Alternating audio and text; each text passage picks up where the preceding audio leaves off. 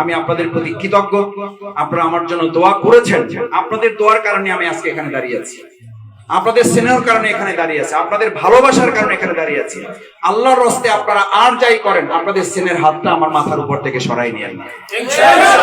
আমার ভুল ত্রুটি আছে, আমি মানুষ, আমাকে আপনারা মাফ করে দিয়ে আপনাদের দোয়াটা আমার জন্য অব্যাহত রাখবেন।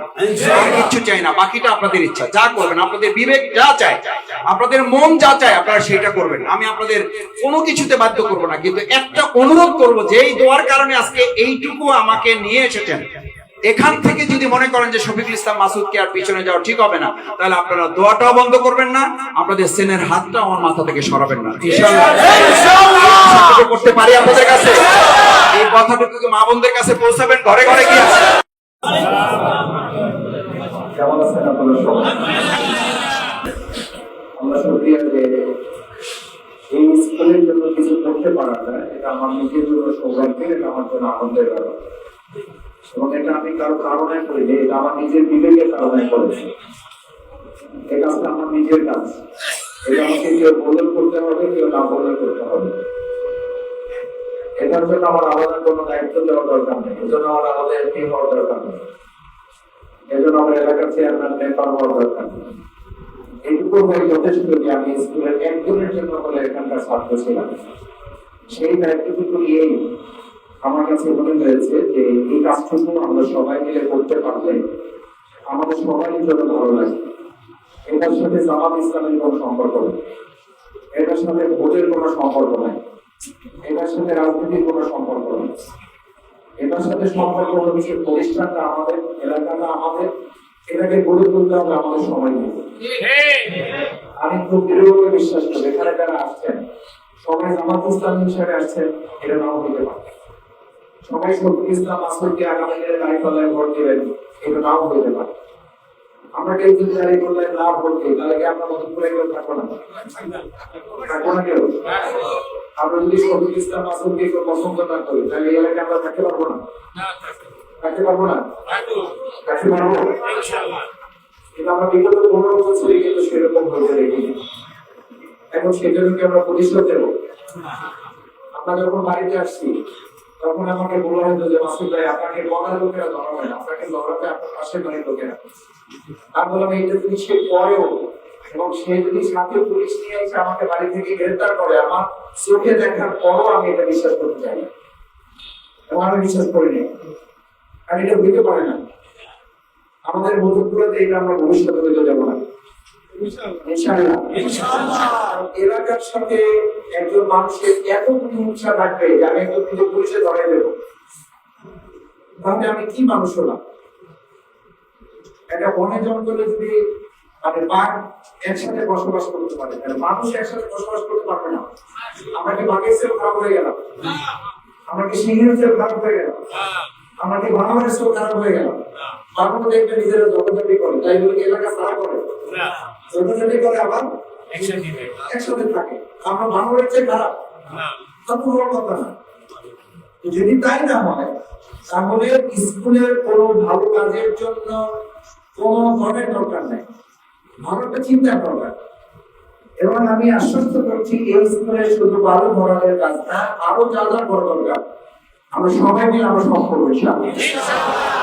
আমাকে এখানকার প্রধান শিক্ষিকা আপনি বলেছেন আমাদের মেয়েদের জন্য বাচ্চাদের তো মসজিদ একটা স্কুল, আমাদের ছেলেদের জন্য একটা পাশে মসজিদ আছে, চাইলে তারা যে কোনো জায়গায় সালাত আদায় করতে পারে। কিন্তু আমাদের মেয়েদের জন্য, আমাদের কন্যা সন্তান যারা, ওদের জন্য চাইলে যে কোনো জায়গায় তারা করতে পারে না, ওদের একটা নামাজ পড়ার জন্য আমাকে বলা হয়েছে। আমি আশা করি কম সময়ের মধ্যে আমি তাদের জন্য একটা নামাজ পড়ার ব্যবস্থা করব।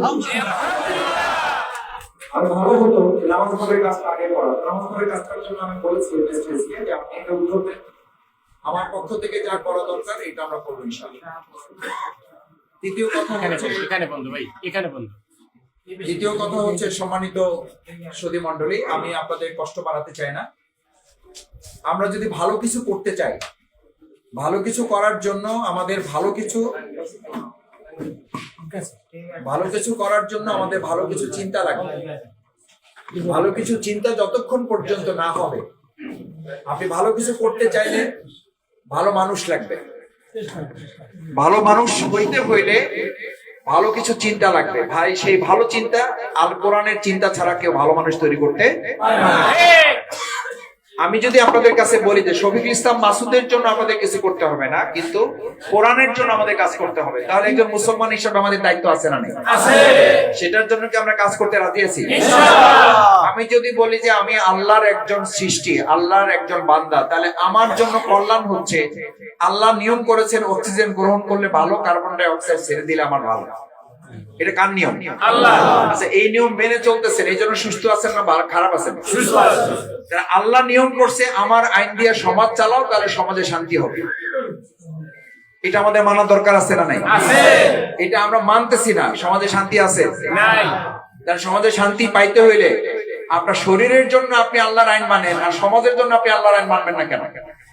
যতদিন না মানবেন, আমি লিখে দিয়ে গেলাম, আমার শিক্ষকরা এখানে আছেন, চ্যালেঞ্জ দিয়ে গেলাম, আমি চ্যালেঞ্জ দিয়ে গেলাম ছাত্র, যতদিন না মানবেন আমি শফিকুল ইসলাম মাসুদ না, এর চেয়ে আরো যদি অনেক ভালো মানুষ আপনি এক জায়গায় করে একত্রিত করেন, কিন্তু আল্লাহর আইন আপনি মানলে শরীর ভালো থাকে, ওই আল্লাহর আইন আপনি সমাজে মানবেন না, সমাজ ভালো থাকবে, এটা হইতে পারে না। এইটার জন্য আমি আপনাদের কাছে আবদার করতে পারি না? পারি না? এটা কোন আবদারের ব্যাপার?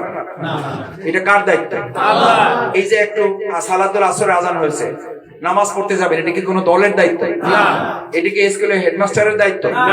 এটা কি ইসহাক সাহেবের দায়িত্ব? শফিকুল ইসলাম মাসুদের দায়িত্ব? কার দেওয়া দায়িত্ব? ওই আল্লাহর দেওয়া দায়িত্বই তো হচ্ছে আন আকিমুদ্দিন, তোমরা সমাজে আল্লাহর আইন অনুযায়ী রাষ্ট্র পরিচালনা করো। তা আপনি আল্লাহর একটা আইন মানবেন আর একটা আইন মানবেন না, এটাকে আল্লাহ তাআলা কোরআনে তো বলেছেন, আফাতুমিনুনা বিবাদিল কিতাবি ওয়া তাকফুরুনা বিবাদ। তোমরা আল্লাহর একটা অংশ মানবা, আল্লাহর একটা বিধান মানবা আর একটা মানবে না, এটা তো হইতে পারে না। এটা তো হইতে পারে না। তাহলে আল্লাহর দেওয়া বিধান আপনি নামাজ মানবেন, আল্লাহর দেওয়া বিধান দিয়ে চোর হাত কাটলে, মানে চুরি করলে হাত কেটে দাও। ইসলামের বিধান কি হাত কাটার জন্য না চুরি বন্ধ করার জন্য? চুরি বন্ধ করার জন্য। কিন্তু আমাদের কিছু চোরেরা ভয় পায় যে এই আইন হইলে তো প্রথম আমার হাতটা কাটা যাবে। ওই যে আমরা গ্রামে একটা কথা বলি, চোরের মনে পুলিশ পুলিশ, এরা আগে ভয় দেখায়, আপনাদেরকে ভয় দেখায়, ভয় দেখায় কিন্তু জামাত আসলে সব হাত কেটে দিবে। তার মানে হে মনে করে এলাকা সব চোর, এ যেহেতু চোর সবাই কি মনে করে? চোর মনে করে, ভয় দেখায়, কয় জামাত ক্ষমতা আছে সমান হাত কাটবে। আরে ভাই, রাসূল সাল্লাল্লাহু আলাইহি ওয়াসাল্লাম সোনার মদিনা করেছেন, সব হাত কাটা লাগছে না, চুরি বন্ধ হয়েছে? তাহলে চোরেরা সবসময় আল্লাহর আইনের বিরোধিতা করবে না? করবে না। আর ভালো মানুষ যারা, তারা আল্লাহর আইনের পক্ষে কাজ করবে না? করবে না।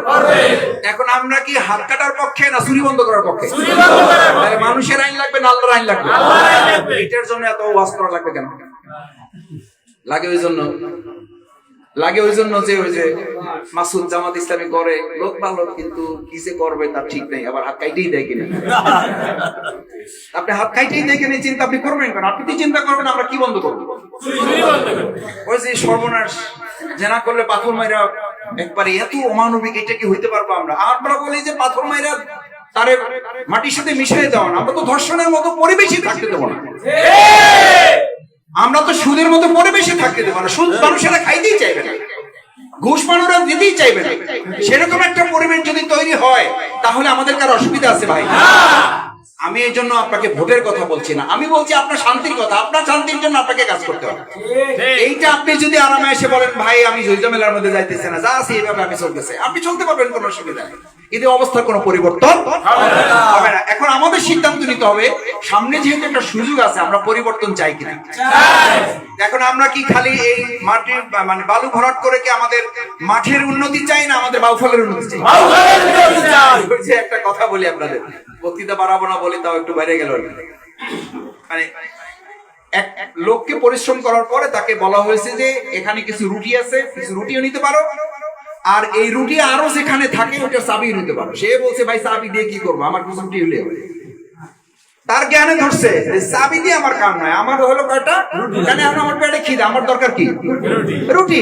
আর তারে বলা হয়েছিল যে এইরকম রুটি যেখানে বানানো হয় ওই মেশিনটারই চাবি তোমারে দিয়ে দিতে চাইতে। বুদ্ধিমান ওই রুটি নেবে না চাবি নেবে?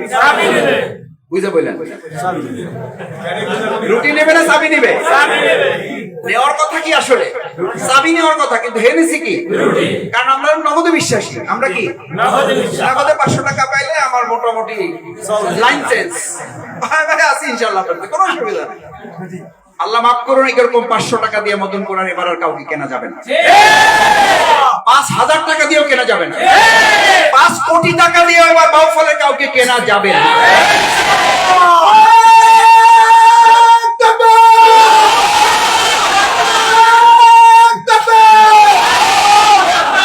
মাইক না আমার তখন আগে থেকে একটু গর্জিয়াস ছিল, এখন ওটা ধরে রাখছে। আমি একটু শেষ করতে চাই যেটা বলে, তাহলে এবার আমরা কি রুটি নেব না চাবি নেব? কিন্তু ভাই এইটা মুখে যা বলি আমরা বাস্তবে এটা ঠিক রাখতে পারি না। ওই আমি ভালো দিছি, আরেকজন এসে যদি কয় যে আমরা একটু টাইলস করে দেবো, ওই না আছি আপনার সাথে কোনো অসুবিধা নেই। মাসুদ ভাই তো ভালো দিয়েছে, আপনি তো টাইলস দিয়ে গেছেন, আপনার সাথে নাই তো কার সাথে আছে?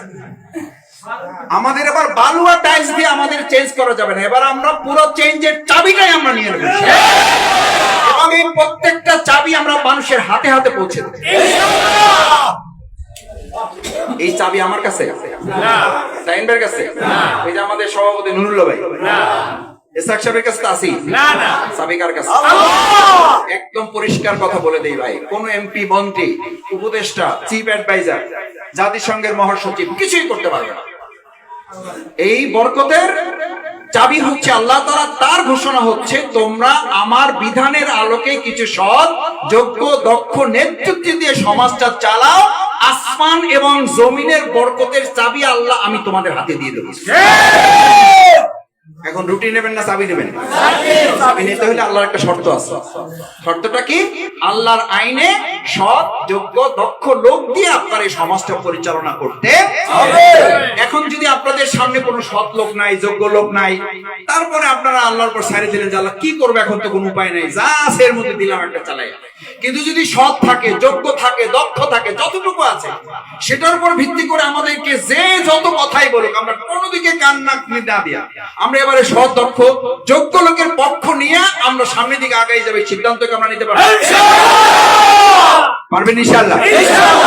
তাহলে শুধু এবার বালু ভরাটে আমাদের মাঠ ভরবে না, এবার আমাদের কপালও ভরবে ইনশাআল্লাহ। সেই প্রত্যাশা আপনাদেরকে ব্যক্ত করি। আর এই স্কুল তো আমাদের স্কুল, ওনারা কয়দিন আছে, কয়দিন পরে থাকবে না। হেডমাস্টার কি এখানে থাকবে কেমন পর্যন্ত? এই আমাদের মাধ্যমিক স্কুল কই গেল, প্রাইমারি স্কুল হেডমাস্টার কোথায় চলে গেল?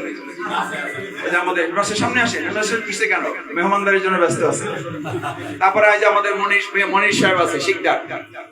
তারপর আমাদের শ্রদ্ধেয় স্যার, আমার শ্রদ্ধেয় স্যার আজকে বক্তৃতার জন্য বলে নাই, উনি ওনার মসজিদ আমাকে বক্তৃতা শেখানোর জন্য নিত, তো ওই প্রসঙ্গে আর যাচ্ছি না। জি হ্যাঁ, তো সেই জন্য উনি হলে তো উনি আরো কথা বলতে পারতেন, এই জন্য বলছি যে আজকে কথা না, আমরা কাজ করতে আমাদের শ্রদ্ধেয় আমাদের প্রাইমারি স্কুলে সম্মানিত প্রধান শিক্ষক খুব গুরুত্বপূর্ণ কথা বলেছে যে আমরা কথায় না, এবার কাজে বিশ্বাস প্রমাণ করতে চাই। আমরা বাউফলে কাজ দিয়ে প্রমাণ করব ইনশাআল্লাহ। আমরা বগা সেতুর জন্য কাজ করছি আপনাদের সবাই মিলে, আমরা বাঁধ নিয়ে কাজ করতেছি, ধুলিয়া থেকে শুরু করে একদম কালাইয়া পর্যন্ত। আমরা ছোটখাটো রাস্তা চেষ্টা করতেছি যেগুলো একেবারে অনুপযুক্ত। এই কাজগুলো আসলে আমাদের ব্যক্তি নাই, কাজগুলো সরকারের, এবং ভালো হয় এই কাজগুলো যারা দায়িত্বে আছে, আমরা আশা করি যেগুলো আপনাদের দোয়া থাকলে, ভালোবাসা থাকলে, সমর্থন থাকলে, সহযোগিতা থাকলে এবং আপনাদের পাশে আমাদেরকে দাঁড়াবার একটু সুযোগ দিলে আমরা যা করছি তার চেয়ে কয়েক গুণ কাজ সামনে সবাই মিলে আমরা করবো ইনশাআল্লাহ। এবং আমি মদনপুরার প্রোগ্রামে যে কথাটা বলেছি এটা স্মরণ করে শেষ করে দিই, এইটা করছি স্কুলের জন্য, আর বাকি কাজ কিন্তু আমি বলছি যে মদনপুরে আমি কিছু দিয়ে কাজ করবো না, আগে অন্য উপজেলা, আগে অন্য ইউনিয়নে কাজ হবে, তারপর যদি থাকে তারপরে হবে মদনপুরে। এই অনুমতি কিন্তু আপনারা আমাকে দিয়েছেন না, দেন নাই? আজকে আবার কিন্তু নিয়ে নিলাম, আর না হলে বলবে যে মাসুদ ছাড়া, মাসুদ শফিকুল ইসলাম মাসুদের চোখে মদনপুরা ছাড়া আর কিছু বাদে না। এইটা বললে কি ভালো হবে? এটা আমরা কি করব? এইটা যারা করে তারা না নিজের এলাকা দেখে, না অন্যের এলাকা দেখে। এরকম বহু লোক, আমি কালাইয়াতে গিয়েছি, কয় যে মাসুদ ভাই বিগত 15 বছরে আপনাদের আর কপাল পড়ছি, কপাল বেশি পড়ছে আমাদের। কারণ যে গোটা মানুষকে নিয়ে চিন্তা করে না, সে তার ঘরের মানুষকে নিয়ে চিন্তা করতে পারে না, এবং পারে নাই তার প্রমাণ আছে। শেখ হাসিনা যখন পালাইছে তার দলের সেক্রেটারিকে মেসেজ দিয়েছে যে পালাও, দেয় নাই। কেন দেয় নাই? সে জনগণ নিয়ে চিন্তা করবে পরে, তার দলের লোকদেরকে বাঁচানোর চিন্তা তার মধ্যে ছিল না। কি সে তো একদম ব্যক্তি কেন্দ্রিক লোক, সে তো পরিবার কেন্দ্রিক লোক। এই পরিবার কেন্দ্রিক লোক থেকে বের হয়ে সামগ্রিকতায় পরিণত হওয়ার নাম হলো ইসলাম। ইসলাম যদি কারো বুকের মধ্যে থাকে, কারো মুখের মধ্যে থাকে, কারো মাথার মধ্যে থাকে, সেই কেবল নিজে বাঁচার আগে সবাইকে বাঁচানোর জন্য সে চেষ্টা করে। আমরা সেই চেষ্টা করবো ইনশাআল্লাহ। আমরা মদনপুরায় কিছু পাবো, কিন্তু তারও আগে আমরা অন্য সব ইউনিয়নকে দিয়ে তারপর আমরা মদনপুরায় দেবো। আল্লাহ আমাদের তৌফিক দান করুন। সেই প্রত্যাশা ব্যক্ত করে মদনপুরাবাসী এত ভাইয়েরা এখানে আসবেন এটা আমি জানতাম না। আমি মনে করছি 15-20 জন আসবেন। আমি আমাকে বলছিল, আমাদের এখানে অন্য শিক্ষক বৃন্দ আমাকে বলছিল যে ভাই আমরা একটু ভালো করে আয়োজন করি। আমি কিচ্ছু দরকার নেই, আমি যাব জাস্ট 5 মিনিট একটু দোয়া করে ওখান থেকে চলে আসবো। কিন্তু আপনারা যে এত সংখ্যক ভাইয়েরা, তরুণেরা, ছাত্ররা, মুরব্বীরা আসবেন এটা আমার জানা ছিল না। আমি আপনাদের প্রতি কৃতজ্ঞ। আপনারা আমার জন্য দোয়া করেছেন। আপনাদের দোয়ার কারণে আমি আজকে এখানে দাঁড়িয়ে আছি। আপনাদের স্নেহের কারণে এখানে দাঁড়িয়ে আছে, আপনাদের ভালোবাসার কারণে এখানে দাঁড়িয়ে আছি। আল্লাহর রাস্তায় আপনারা আর যাই করেন, আপনাদের স্নেহের হাতটা আমার মাথার উপর থেকে সরাই নিয়েন না।